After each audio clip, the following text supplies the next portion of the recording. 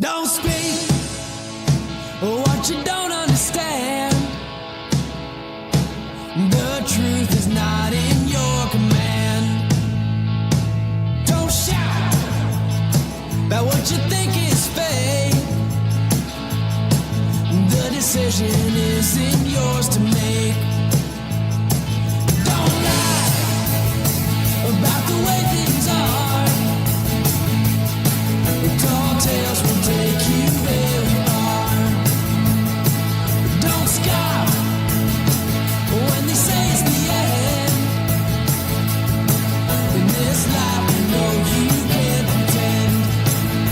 The days pass by, they've set in stone. But it's not too late now for you to change your tone. Don't speak. Don't speak. Open your soul. Don't harden your. Hey everyone, it's Mary Ann from the New York City Organization of Public Service Retirees. Today is May 29th. It is 6:00 p.m. and we are doing yet another interview with a candidate who is running for City Council in City Council District 4.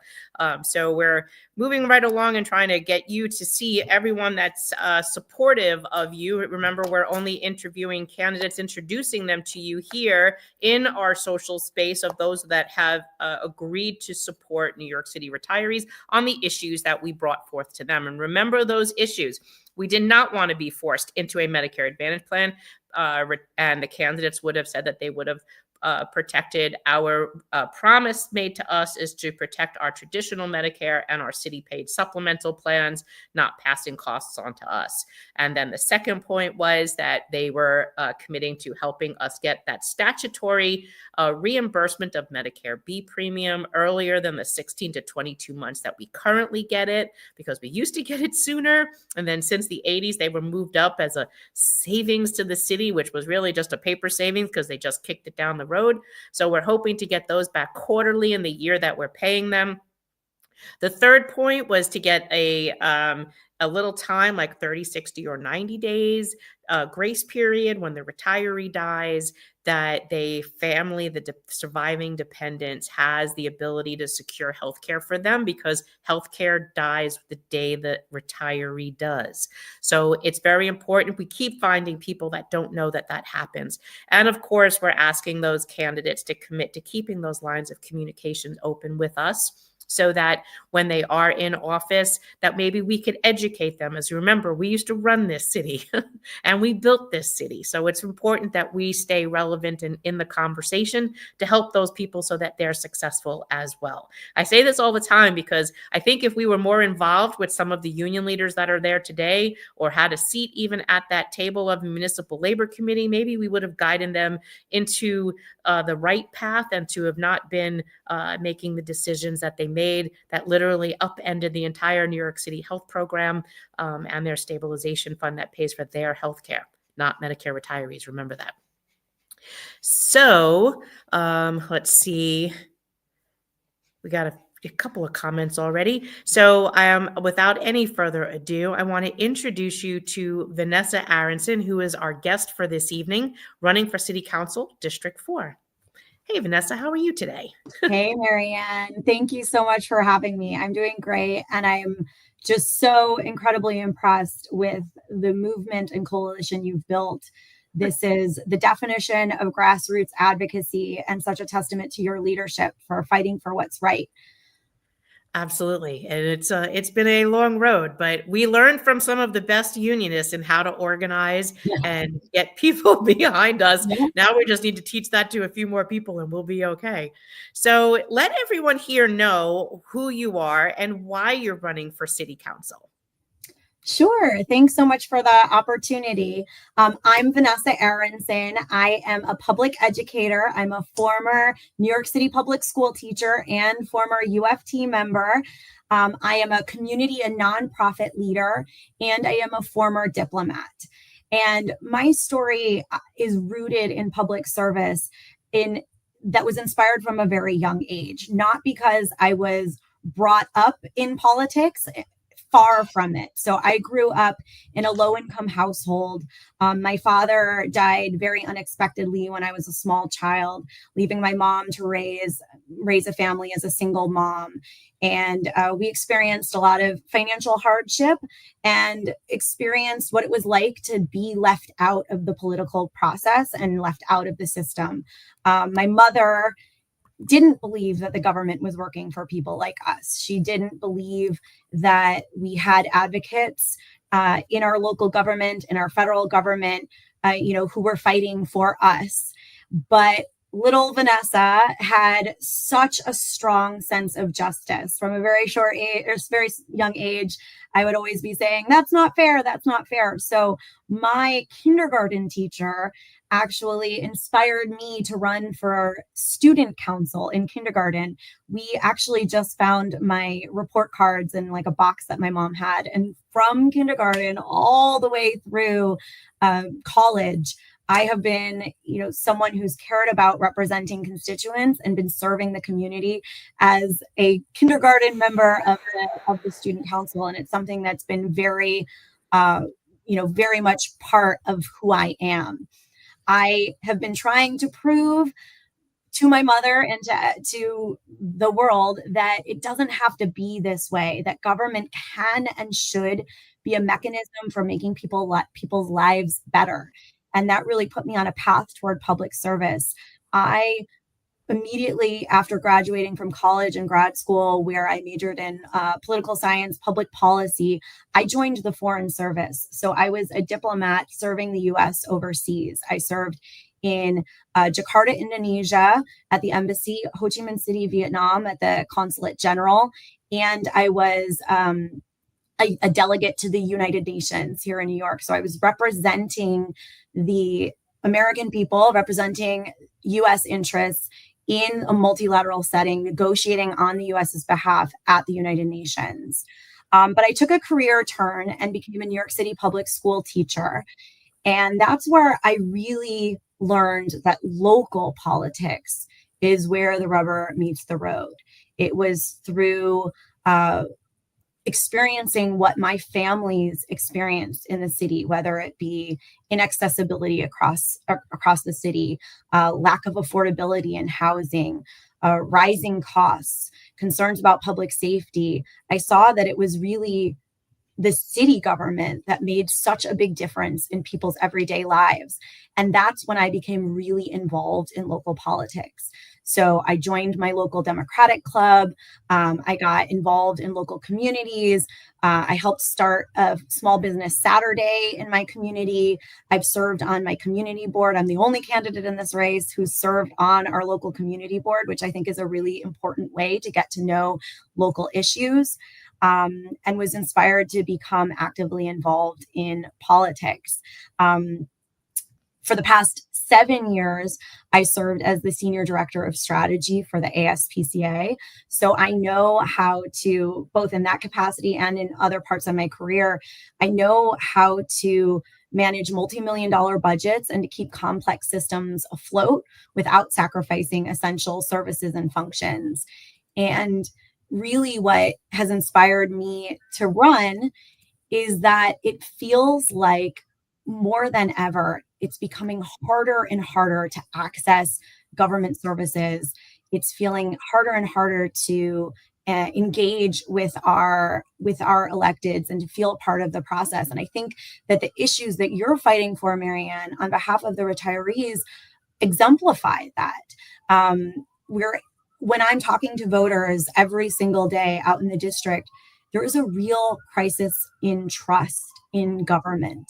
And again, I think what we're talking about right now with our knowing that we cannot trust our government, we cannot trust our local leaders to stand up for us and what they promised to us is one of the reasons that I'm running for city council now.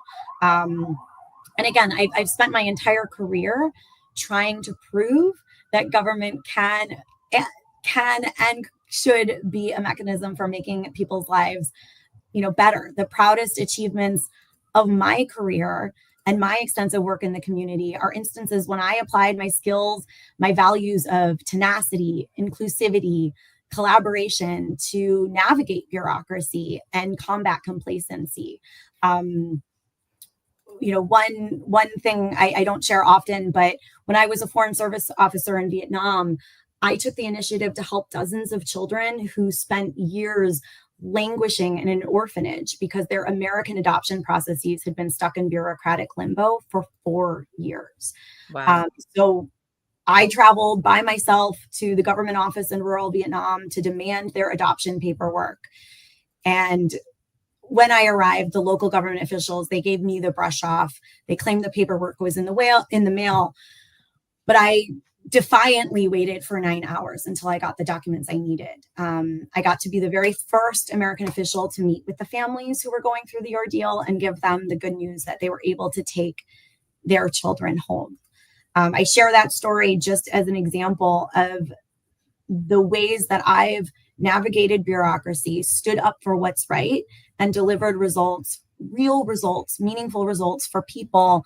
And that's what I want to do on the city council. That's fantastic. That's a lot.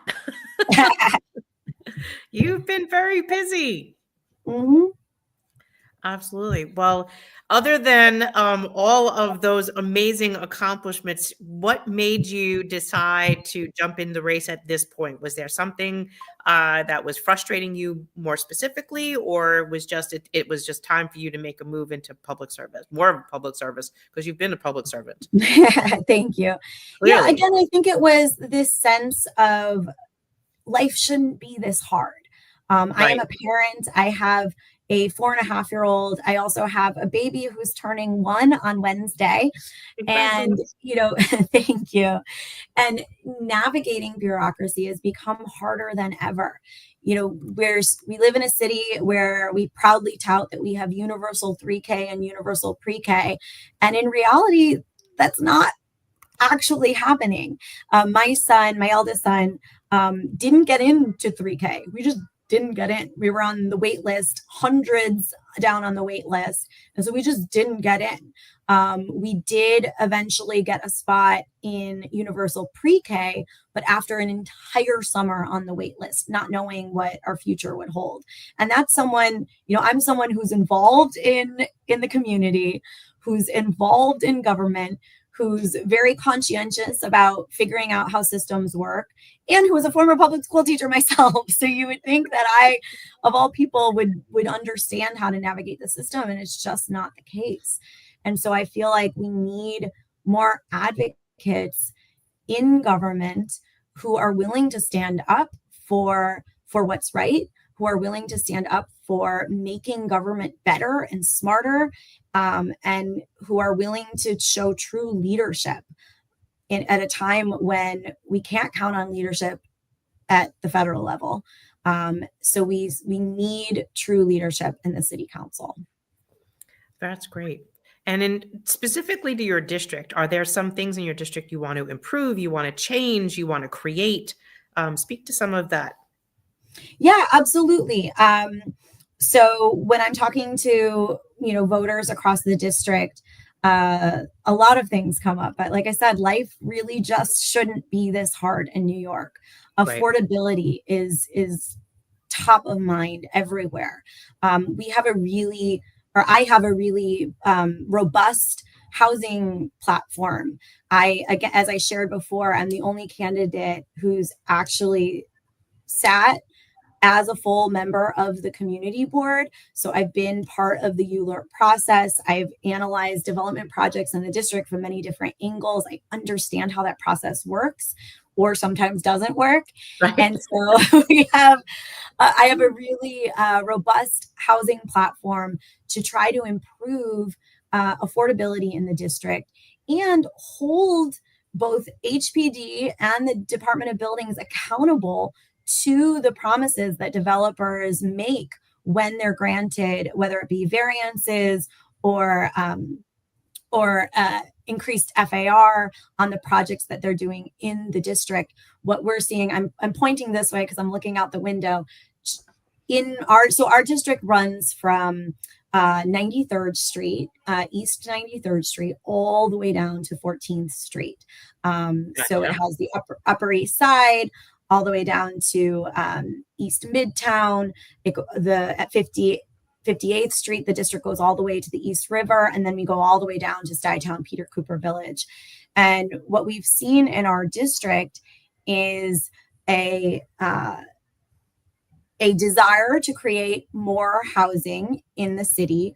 And we've seen developers get approval for projects that promise for more affordability, but actually don't deliver because nobody's holding them accountable. So across the street from me, there was a 6-story low-rise buildings that were torn down so that a large tower can be put in its place. And there's actually fewer units in the 400-foot tower than there were in the 6-story building, because there are larger units that are luxury. And so, I think that if we're talking about an affordability crisis and a housing crisis, that we have to ensure that that development in the district is really increasing the net amount of homes instead of decreasing it. We're also seeing a lot of public safety concerns that I firmly believe are rooted in and intertwined with the mental health crisis that we've seen in New York City. The city has deprioritized and defunded mental health for far too long. There's a facility on Randall's Island that once had the capacity to serve 4,000 individuals with severe mental health issues, with long-term inpatient beds. And today that facility has capacity for 50. So the city has, under de Blasio, we were supposed to see an investment in mental health, and we haven't seen it. And I think that's what we're seeing play out on our streets. I think that's what's definitely led to an increase in public safety concerns.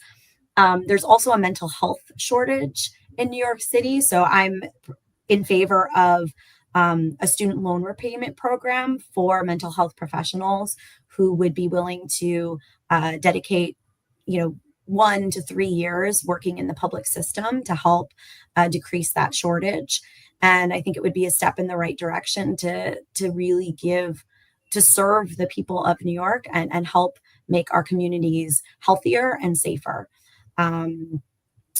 There's a lot of other issues, as a former public school teacher, there's a lot of education issues that I saw from the inside out and am now experiencing as a public school parent. The School Construction Authority will only consider building additional schools when the current schools are at 150% capacity. So and that's when they just start the process for everyone. Everyone who's worked in the government, that start to finish in the government is not a swift process. So if we're only, and even to get a construction project going, for them to wait that long, they should be building that process up. But 150%, that's insane. Well, and we use predictive analytics in so many other industries to try to, predict the housing market, real estate, finance. But in government, we're just lagging behind, and we are not using tools to allow us to do better holistic city planning that would better serve the people of New York. I understand. That's absolutely crazy. And that puts such a stress on teachers, on students, on the neighborhoods. Like, why would we do that? And then how does that conflate with the school size issue of reducing class sizes? Exactly. I think there is definitely a lack of cohesive planning. Right. When everyone is sort of fighting for their own little piece, and I completely agree that advocates need to push whatever issues are important to them, but if no one's able to sort of see the whole picture and pull up, we end up with a very disjointed system. And I think, bringing it back to the issue that brings us here today that you are all fighting, I think that's part of the problem, right? This issue is rooted in a lack of planning, a lack of financial planning of, our organized labor not thinking long term and understanding that, and trying to sort of what's the saying, steal from Paul to pay Mary, Peter Paul, I don't know. Rob from Peter to pay Paul. There you go. I don't know. Peter, Paul, and Mary was not a group. Yeah, I was just going to say Peter, Paul, and Mary. I don't know if that's actually what the saying is. But they could be robbing from Peter and Paul to pay Mary. Yeah, Mary, that's fine. I think that's what the Municipal Labor Committee did. There you go. So I just think that government can be better. I know that it can be better. And that's what drew me into public service to begin with. It's what's motivated my deep involvement in the community. And what's motivated my run today. And you definitely live near a firehouse. Oh, yeah, sorry. I'm immune to it at this point. It's very funny because never mind. coming from working in the fire department, I'm always hearing sirens. Oh my goodness, yeah. I joked that was one of the reasons why I joined the fire department was I like lights and sirens. But I love that. Yes.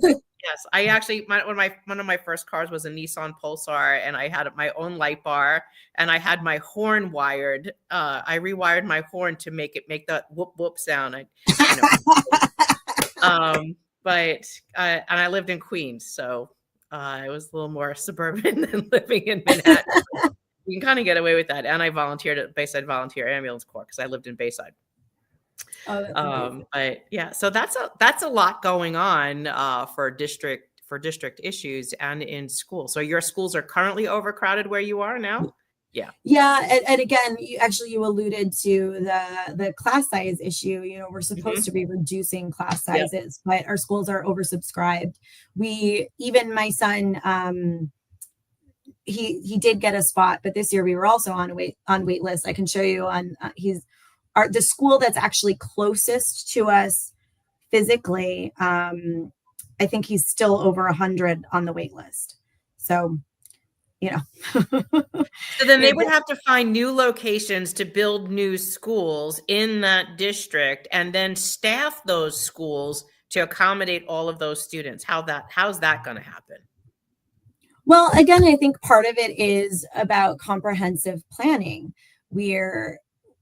This is issues of housing, issues of parking, issues of public transit, and issues of schools. We know, so COVID, the city did experience, a population decrease, slight, but now we're back. Data has shown we're back at being a growing city, a growing population, and we have to be more future forward with our thinking about how we're going to accommodate new arrivals, how we're going to retain talent, how we're going to keep families in the city, how we're going to keep retirees in the city, how we're going to keep seniors in their communities that they helped build, how we're going to help, our communities thrive when it is real people living here, not just luxury pied-à-terres, but real people living here. But we need to ensure that we have local businesses to support them, that we have schools for their children, and that we have places for them to live on regular person salaries. Yes, absolutely. Here's a question from Camille for you. It says, the motorized bike scooters seem to be a safety problem in many communities. What are your thoughts on this? Thank you. Thanks, Camille. Thanks, Camille. Yeah, I've heard a number of safety concerns regarding this issue, whether it be, mopeds going the wrong way down a one-way street, e-scooters, e-bikes riding on the sidewalks, or just general sense of fear just trying to cross the street. I know I mentioned I have a 4.5-year-old and an almost 1-year-old. So I'm pushing a stroller with one hand, holding my 4.5-year-old's hand with another, in the other, just trying to get across the street safely. And it shouldn't be that way. We shouldn't have to be so No. scared to cross the street. There is some progress that has been made on this issue, and that's thanks to my state assembly member, Alex Boris, recently passed a bill that was signed into law 6 weeks ago, maybe, that requires the registration at point of sale for mopeds, e-scooters, and I think that's a step in the right direction, because we had no concept of even what was on the street. It was the Wild West. I really think, though, we need to go further, and I think we need to hold the delivery companies accountable. So they are currently creating incentives that are impossible for their workers to meet these time targets while driving safely and while enforcing, while following general traffic laws. Mm-hmm. We know that we can track them. When you're getting your food delivery, you can see on the app where the person is. And yet there's no accountability right now for when you see someone riding down the wrong way down a one-way street. I think we need to empower the government to hold the delivery apps accountable for their workers, because right now they're hiding behind their workers, who are putting our neighbors in danger, just so that people can get their food faster, and they're incentivizing the fastest delivery without any type regard to what it feels like crossing the street. Yeah, but there was a video that went pretty viral, I think over the weekend, where like a 3-year-old was walking out of the car and the dad was right behind him, and a bike came by and literally swooped up the kid and like pushed him down like 3 car lengths. And that it's just insane that's the way that this has happened, and it keeps happening. So these little kids, it's just impossible to always keep a handhold on your kid, but they'll know not to run out we've trained them so much to not run out in between cars into traffic. And still, though, that does happen, unfortunately. But bike lanes, you would think, though, that they would not be speeding by, but with these e-bikes that are motorized scooters that just come in, like this video it just made I literally stopped breathing when I looked, like, oh my God, because the bike literally swooped up this little kid and like ran with them like 3 cars. And the father's like, has got his arms up in the air. He's like, what are you doing? Because like this bike just literally ran into this little kid. So, and we've had retirees that complained about the same thing. One of our attorneys, actually, his wife got hit by one. And it just scares the bejesus out of them, because you'll look and they're not there. You cross, and before you know it, the bike is there, and they're not taking any due diligence to worry about you. They're just going, like you said, from point A to point B. Yeah, I have quite a bit of experience navigating crazy traffic, having lived in Southeast Asia. If you've ever seen videos or pictures of what it's like, particularly in Vietnam, bikes are part of life, but it's terrifying, but they actually respect each other in a much better way than what our current system is here. Yeah, that's pretty crazy. We need some help. So let's see. There's another question in here.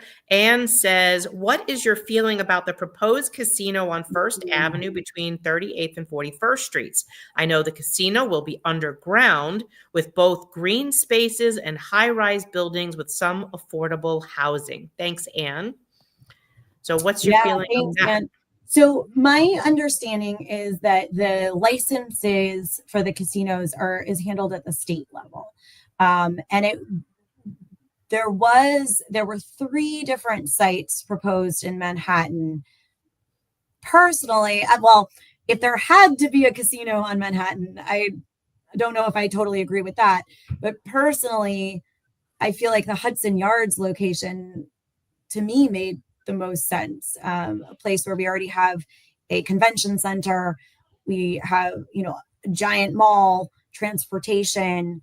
What concerns me about Freedom Plaza, which is the site that Ian's referring to, first of all, for those of us who live on the east side, I mentioned my background working at the UN. We all know for at least once a year, the entirety of that area just shuts down completely during the UN General Assembly. So that seems like a very difficult place to put a big tourist location. I think this site right now would love for it to have affordable housing and green space. It is a beautiful site that's right on the river.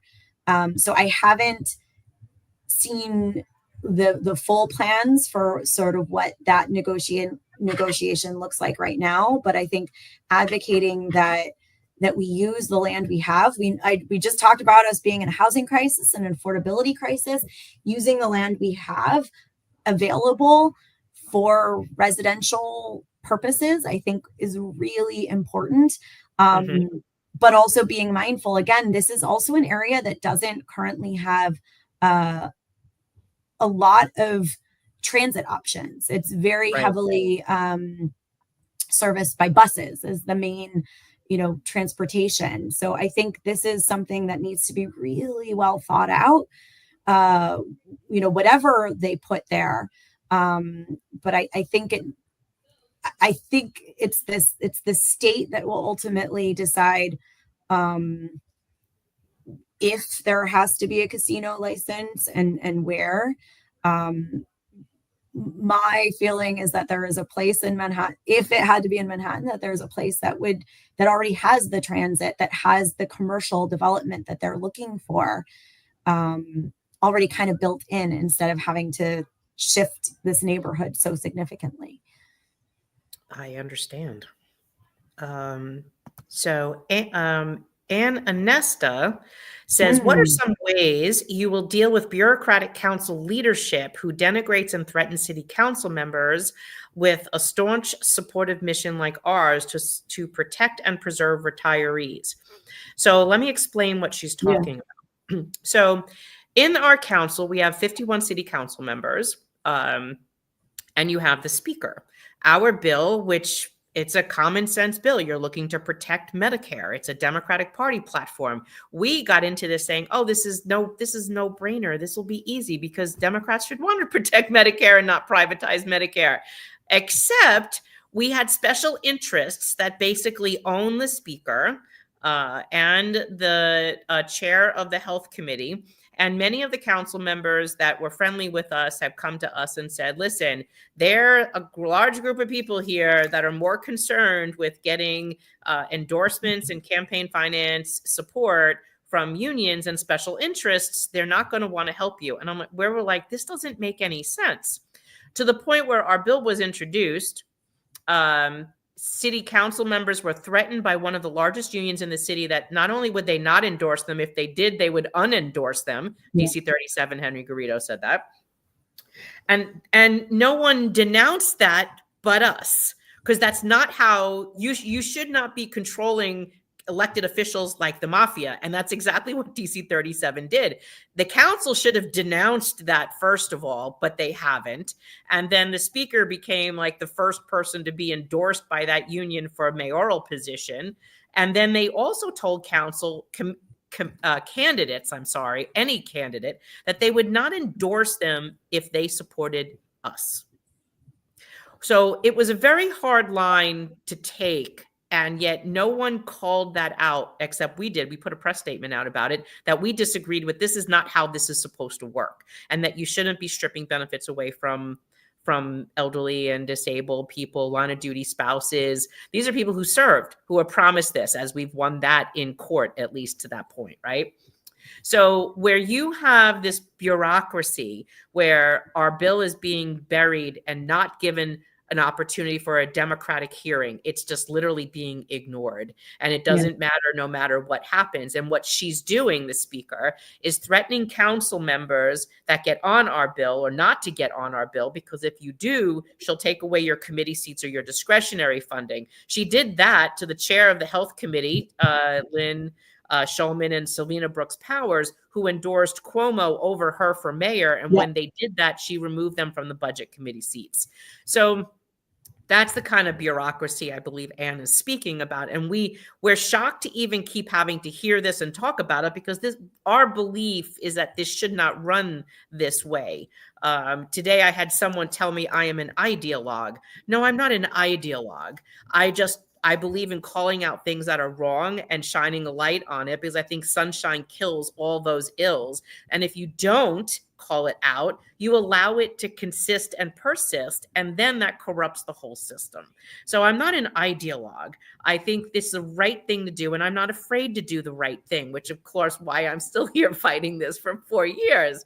And it just tells you how broken our political system is, that special interests, like for your land deals, et cetera, buildings, high pricey apartments over apartments that people could afford, those interests become the problem. And I'm going to keep calling that out as long as I have to, because I can't fathom that I'm one of the few people other than my peoples here that think that that's wrong. Maybe it's not the popular thing to say, but I think the more people say it, the more they'll be joined by other people glad it's being said, and soon you'll have a choir. I want to stand up and give you a standing ovation. I completely agree. And I think, look, what you're doing here is what we have to keep doing. Is we have to keep getting the message out. We have to keep, you said it, the more sunlight we can shine on these issues, it's the only way forward. I highly encourage all of you to really use the tools at your disposal to follow the money that is supporting candidates. In this race for City Council District 4, and I want you to have as many advocates supporting your cause as possible. But I need you to know, in this Democratic primary, there are MAGA Republicans and big tech that are pumping unprecedented amounts of money into my opponents' campaigns and super PACs. In a Democratic primary, including some candidates who have shared their support for retirees, I want them to hopefully hold to that. But there's a lot of special interests are a real problem in city government. I have a very robust ethics platform. I will close campaign finance loopholes. I'll end pay-to-play politics. We need to stop big donors from buying elections. We need to ensure that every policy, every dollar spent, every decision is made in service of New Yorkers, not political insiders, wealthy interests, or even as you mentioned, special interests that are labor interests. I'm very proud. There's an organization called Citizens Union. They are over 100 years old, and they are the ones who dismantled the corrupt Tammany Hall political machine. And they have ranked our campaign #1 in the Democratic primary for Council District 4, because they know that I have what it takes to stand up to special interests and the MAGA influence in local politics. We think that it's just at the federal level. It is not. It is right here in a Democratic primary for City Council. They know that I won't answer to special interests or wealthy donors. I answer to the constituents. And that is something that is very core to my being. So when you share, Marianne, again, it's not about being an idealist. It's not about being naive to what's going on. It's in fact being the opposite. It's about having a backbone to stand up and say, this is wrong. And if you're not willing to do that, then you shouldn't be in this job to begin with. But there are a lot of people who come into this either because it's a fallback for them from whatever they were doing before, or because they're connected to other special interests that are trying to push them in. I believe that public service is a calling, it's not a fallback. And I believe, like I said, it's something very core to my being since I was a very small Yep. child, that you stand up for what's right. And even in this race, I shared, I'm a former public school teacher, I'm a former UFT member, and I'm happy to stand up against, my own former union to say this is not right. And I Thank think you that, for that, because it's strong. That it's a strong thing to say that while you might agree with them on 99 things, this one thing you don't, and to have the strength to say that. So I applaud you for saying that, because there are very few people that are afraid to say that. The United Federation of Teachers does many wonderful things for their teachers, right? But this is a really bad thing. And Henry Garrido, unfortunately, we call him, he's on Medicare Advantage Island, because right now he's the only one that's still fighting this as strongly as he is. yeah. So thank you for saying that it means a lot to us. It truly does. And I want to congratulate you on the Citizens Union. So for those that don't know, Victor Gottbaum was one of the original founding presidents of District Council 37 in the 60s.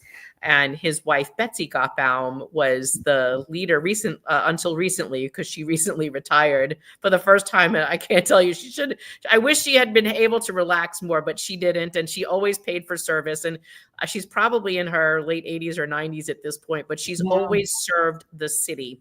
And you're right. It's, for those that don't know, I'm going to read you just a quick paragraph about what this organization is about.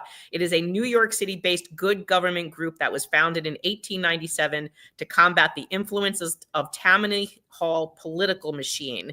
They're your J. Pierpont Morgan, Benjamin Altman, Yahoo Root, and the Carl Schurz numbers among its 165 founders. And in 1987, on the 90th anniversary of the organization's founding, the New York Times called the Citizens Union one of the most venerated good government groups in New York City. So congratulations on that achievement. That's wonderful. Thank you. It really means a lot, that one. Look, there's also a lot of instances where endorsements don't have anything to do with the quality of the candidate at all. Yes. And that is look, I've known that for a long time, but it is hard when, those of us who have been members of unions, or other organizations. And actually, that's another thing. I'm the only candidate in my race who's been a member of a labor union. And I was a member of two different labor unions, UFT, which I mentioned, and one that has gotten more coverage in the news lately, the American Foreign Service Association, because it's one of the federal unions that the Trump administration targeted. So, when you are a member of an organization and you put so much of yourself into advocating for what you believe in, you mentioned, trainings, right? You feel that solidarity with your union siblings, with other unions across, the city or the country, because you feel like we're supposed to be fighting for what's right. We're supposed to be fighting for the everyday people. And then, it all, to come to learn that they're not always putting the interests of their members, of their former members, in to heart, is really, really makes you see things differently. It certainly, I used to vote based on what my union told me. And again, I've been around long enough that, like, this, I'm talking a while ago, but we were in the same place, Vanessa. We were very disappointed. And when we first found this out, 4 years ago, we went to our former unions thinking that they didn't know this was being done to us. Right. But I have to tell you, not all of there's only a few leadership that's on the wrong side of this issue, and the others were kind of pushed into it. We want to right labor. We need to upright labor, because if we don't, we're going to destroy unionism in the city. We need good, strong unions, hands down. And we want to be able to educate them that what some of them did were wrong, and leveraging other unions was wrong, and retired former members was wrong. Some of the union presidents pull us aside and they say, you have to give them a back door because these are a bunch of men and they're not going to want to admit that they made a mistake, Mary Ann. Oh, God. Oh, that's horrible. I'm like, seriously? You could blame so many people. You could blame the insurance companies. You could blame management. You could blame just about anybody. Just do it and walk away from this really bad deal. But the longer that you hold on to it, the worse this is going to be for you. I mean, unions are not supposed to support privatization. They're not supposed to support privatization of health benefits. It's a public health benefit. It's a safety net benefit. It was one of the greatest civil rights achievements ever in doing away with the discrimination and segregation in healthcare in the 60s. It ended colored waiting rooms and white waiting rooms and gave everyone equal access to healthcare. I'm so sorry. My own former union is still like, let's privatize everyone's healthcare and take away their access to all doctors and hospitals because it's going to give me raises for my young people. No, dude, like your young people should be entitled to raises, but it shouldn't be on the backs of all of these people. And this is why this is important, because we need to if we don't shine that big spotlight on all of this bad decision making and say, psst, that wasn't the brightest idea. Like, we can fix this. I don't need to hang the guy, but at some point you need to say, man, that didn't work out how we thought it would, and make it right, and stop trying to hammer your own former members.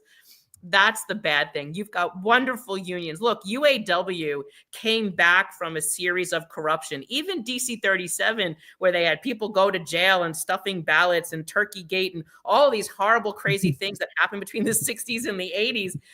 But we learned from that and we came back. Unfortunately, it looks like DC 37 might be rolling themselves back into that. But we would not be doing justice to the labor movement if we didn't say, guys, like, this isn't, and not even like, for the UFT, it's even more disturbing for me because they're educators. Most of them have master's degrees. They're not reading the New York Times, like, exposés, the DOJ, the Department of Justice, the Office of Inspector General, all of these reports coming out of all the bad things and the ills of these plans and how people are getting hurt and dying. The American Medical Association saying our patients are being harmed by these types of plans. This is common sense. And it's like you just want to grab them and shake them. And this has just been the most frustrating thing. And for as much as they've attacked me personally, or they've attacked our associates, it tells you that they're attacking me or us, but they're not attacking the issue. And that's because they can't. Nothing that we've said is wrong. So we have to just keep speaking out about it. And whether it's this issue or another issue, whatever that issue is, I think you're right. The thing we have to do is just keep talking about it until it catches on and we find people that have the courage and the strength to say, you know what, you've put everything on the line for 4 years. I've got you on this one. I'm going to stand with you. And don't, like, we have some electeds or some candidates that have been letting us fight this fight, and they only jump on to support us within a couple weeks of the election because they didn't want to have our backs on this. And the funniest thing is, I don't have to say anything. Our members are going, that person just jumped on after ignoring us for 2 years. And it's 30 days till the election. Yeah. You know, so it's very frustrating to see that where they're trying to use us on top of us already being victimized. Yeah. And then the unions that are helping us, they're getting the same kind of treatment from their colleagues because they kind of feel that they should all toe the line. And that's wrong as well, you know. But you got a lot to do when you're in office. Yeah. I mean, one of the other things, just to answer go back to the question, I mean, one of the strengths that I bring to this role is my experience negotiating in a multilateral setting like the United Nations. I mean, it's a different type of negotiation than a legal one-on-one or business negotiation. Being able to sort of look at the full slate of constituents and stakeholders, understand what issues you're trying to advocate for.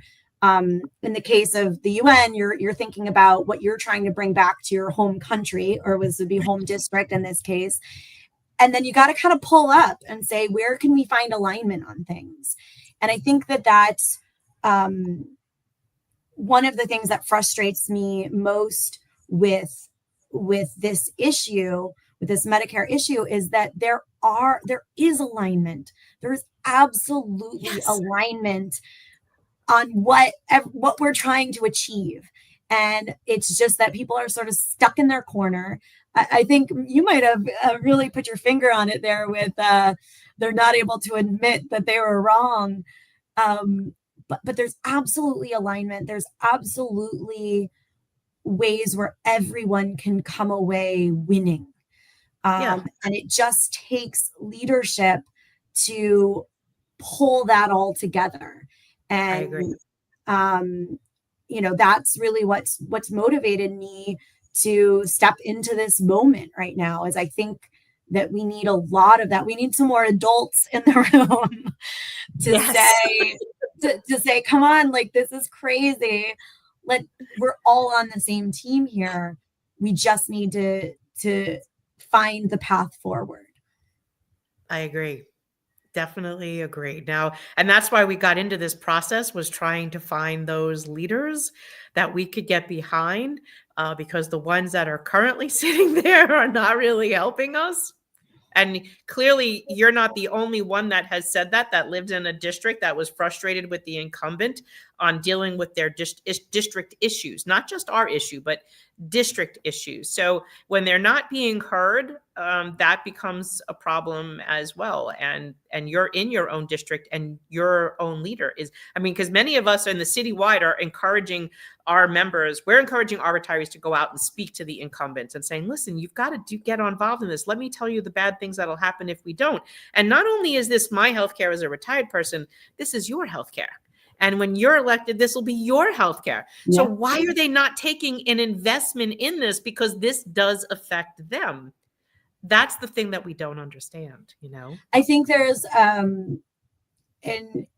there needs to be a longer term lens. This kind of goes back to what I was talking about, just holistic city planning, longer vision. And, I personally, what's very important to me, I'm a very collaborative person. I'm a very, I like to include people in the process. To me, that's a very big part of what I think democracy is all about, is ensuring that diverse stakeholders and perspectives are at the table. And I think that as an elected representative, it is our duty to show up, to listen, to meet with all perspectives, whether or not, someone thinks that they agree or disagree, that they completely hear and listen all of the sides of the story, I think is the most important component of the job. And I think that not all of our elected officials in the city government today, value that as much as I do. Yeah, I would probably agree with you. Or we wouldn't be having this conversation. Yes. Well, we have a couple of minutes left. I'm going to give you this opportunity to say anything you want to the retirees. people that are in your district. Remember, this video does get live streamed into Facebook, Instagram, YouTube, X, and Facebook.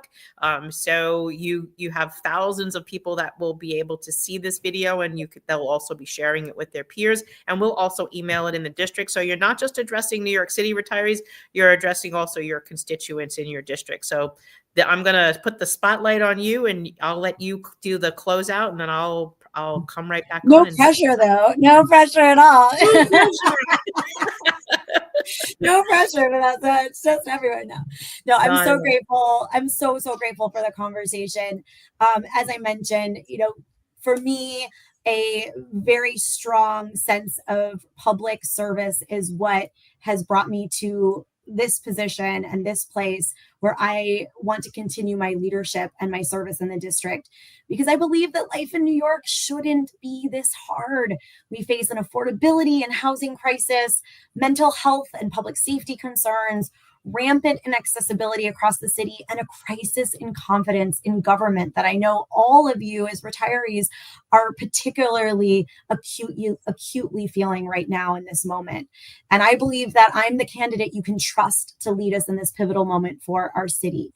So I'm so grateful to be here. We've built a really strong coalition of support, whether it be local advocacy groups. I shared how proud I am of our preference from Citizens Union, which is the leading voice for ethics reform and good governance, that listed our campaign as their number one choice in this race, because they know I have what it takes to stand up to special interests and deliver truly responsive representation at City Hall.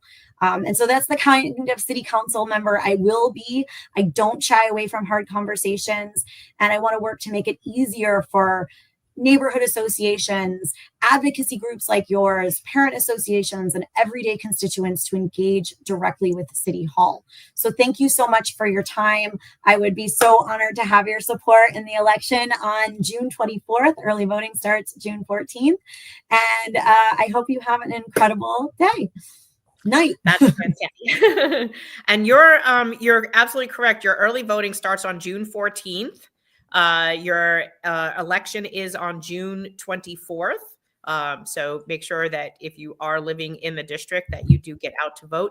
Her website is floating down below. It's Vanessa for NYC.com. So if you're in the district or in nearby the district and you want to go out and help her with her campaign, do some calls or canvassing with her or hand out flyers or help her out in any way, reach out to her down at her website. You can also make donations to her campaigns, her campaign through her website below. So it's floating right down below. You see City Council candidate for District 4, Vanessa Aronson, Vanessa for NYC.com. So Vanessa, thank you so much for spending this hour with us. We truly do appreciate your support of us and your community and all of your service yourself for public service. And we understand you clearly think the way we do, the way government should run, and wanting to fix it. So thank you for helping us with that.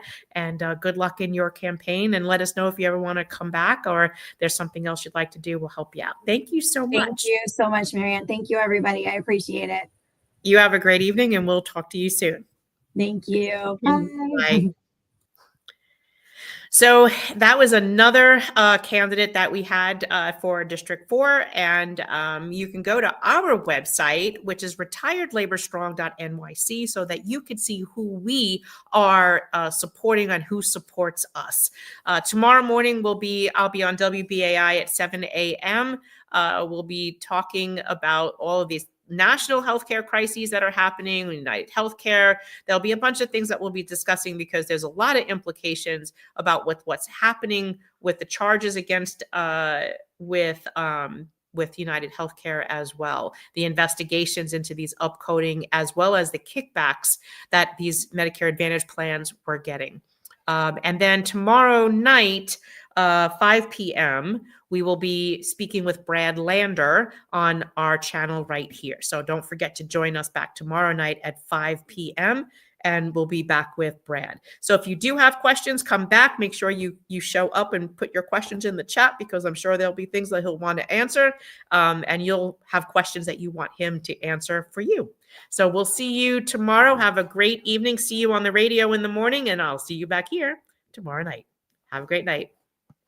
Don't speak what you don't understand. The truth is not in your command. Don't shout about what you think is fake. The decision isn't yours to make.